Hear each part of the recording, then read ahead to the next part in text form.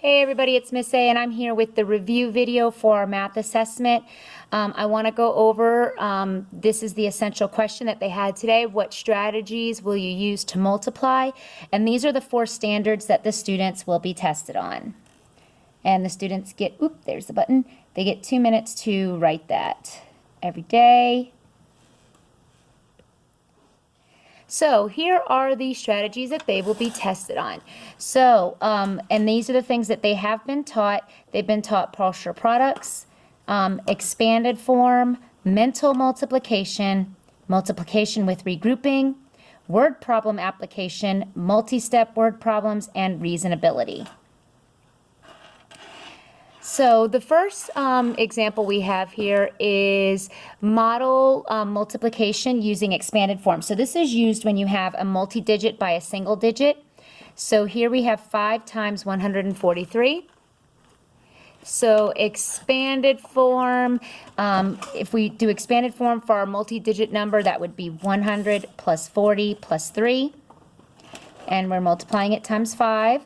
So that's 5 times 100, 5 times 40, and 5 times 3. So we're taking the pieces and we're multiplying them by our multiplier. And then the students are to solve the multiplication. And now once we've done this, this is mental math. 5 times 1 is 5 and add 2 zeros. 5 times 4 is 20 and add 1 zero. 5 times 3 is 15.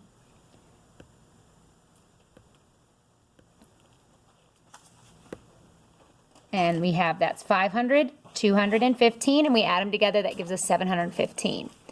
So our next strategy is partial products. This is what we use. You can, expanded form is also considered partial product. We can use this to solve a multi-digit by multi-digit multiplication problem, and it gives us mental math. So this would be 32 times 45. So that would be written like this.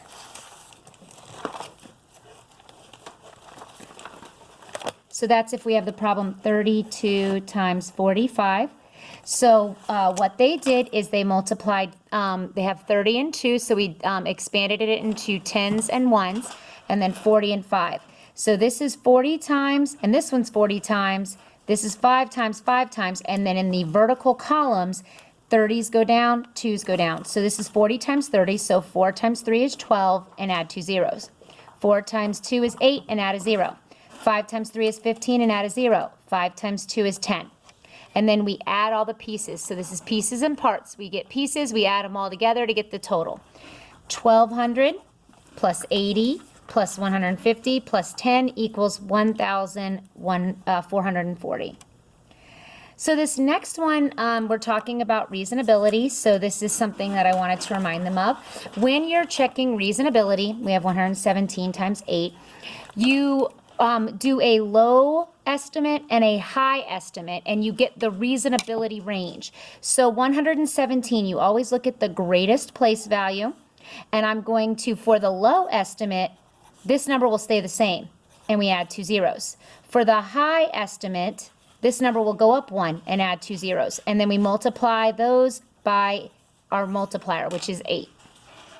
So obviously, 1 times 8 is 8 and add 2 zeros. 2 times 8 is 16 and add 2 zeros. What this has given us is this has given us our range. And our range tells us where an answer could be reasonable. So for example, on the test, they may give a particular problem that says 4,567 is the answer. Is that reasonable? Well, if these are your high and low numbers, well, that would not be reasonable because it falls outside of the range. So on here, we have our reasonability for low done and our reasonability for high. And we go with our reasonability for low because 17 is closer to, 117 is closer to 100 than 200. And then we multiply our pieces. So we take our 1 times 8, our 100 times 8, and that gives us 800.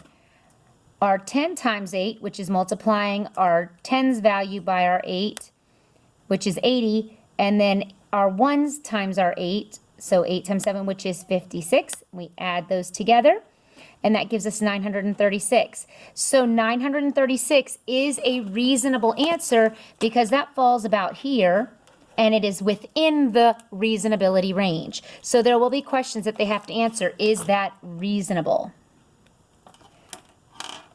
Here is another one where we talk about estimating. This isn't reasonability, so we have two ranges. We have our low and our high range. Now, when we estimate, which is something that they're going to have to do, when we estimate, we look at 49. We look to the place value to the right, the 9, 0 to 4 stays the same, 5 to 9 goes up 1. And I tell the kids to think of it like a roller coaster. Here is your 4, here is your 5, 3, 2, 1, and 0, 6, 7, 8, and 9. Your car's going to drive to this digit. So my car drives here. If it drives here, it's going to go up to +1ville. If my car stops here, it will go back to sameville. So that's kind of how we think of our estimating. So when we do 49, it would go to 50. So our estimation would be 150, and that'll be up there. And now we're going to solve using regrouping. So 9 times 3 is 27, and that's our 2, or our 7, regroup our 2. And then 4 times 3 is 12, plus 2 is 14. So 147 is our actual answer. 150 is definitely closer, so that is a correct estimate. So here we need to know word problems. A toy company makes wooden blocks. A carton holds 85 blocks. How many blocks are in 19 cartons? So this is what we know. We know a carton holds 85. We know there's 19 cartons, and we know we're doing multiplication. This is what they're asking. How many are in 19 cartons? So I know I'm doing 85 times 19. So this is the strategy of partial products just without the box. The students, and I've told them, there are some questions that are specific to the strategy. It may say, is the regrouping done correctly? Or the problem may say, what happens after you expand your number? But when it comes to word problems, it doesn't matter what strategy they use. I'm looking for, can they basically take a word problem, create an expression, and then solve it? I don't care what strategy they use. They use whatever is best for them. So here is another one. This is reasonability. So 157 times 30 equals 4,710. The students need to tell me whether that is a whoopsie, hit the wrong button, whether that is a reasonable answer. So reasonability, does your answer make reasonable sense and fall between your low and high estimate? So I have two numbers. I always estimate my greatest value. So 157, the low estimate, taking the 1, would be the same. So it would be 100 times 30. And then the high would be going up 1, and that would be 200 times 30. So let's look at how that goes. Low reasonability estimate, 157 times 30 is equal to 100 times 30, which is 3,000. 1 times 3 and then 3 zeros. And our high reasonability estimate is 157 times 30, which is 200 times 30, which is 6,000. So if I were to look at my range,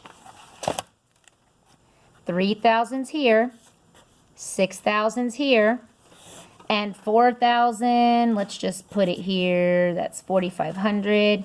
So 4,710 is definitely reasonable because it falls within the range. It's not asking if it's correct. It's asking, is that a reasonable response? All right, so here is another problem. This is a multi-step. Last week, John plays 78 minutes each day on Monday, Wednesday, and Friday. He plays 64 minutes each day on Tuesday and Thursday. On the weekend, he plays a total of 129 minutes. How much time did John spend playing last week? So this is what I know. 3 days at 78 minutes, 2 days at 64 minutes. The weekend was 129 minutes. And I know I'm doing multiplication and adding because it says how much time did he spend last week? And then how much time did he play? So here is my multiplication for my first. This is what I know. 78 minutes for 3 days. That's 234 minutes. 64 minutes for 2 days. That's 128 minutes. And then I need to add all my pieces. 234, 128, 129 equals 491. And then these are the standards that they are using. So that is that was our review. Now let's quickly go over the homework so you can see everything that was in there. So this is extra credit homework that is due tomorrow. The students have a chance to earn up to 10 points, which could possibly be a whole grade letter. So is 3,492 a reasonable answer for 406 times 9? So they are solving, they're doing reasonable range. They're not solving it. I don't want them to solve it. They're doing reasonable range. Let me write that. Reasonable range. So they're going to tell me blank times 9 equals, and blank times 9 equals, this is our low number, this is our high number. And they're going to tell me if this answer falls within that range.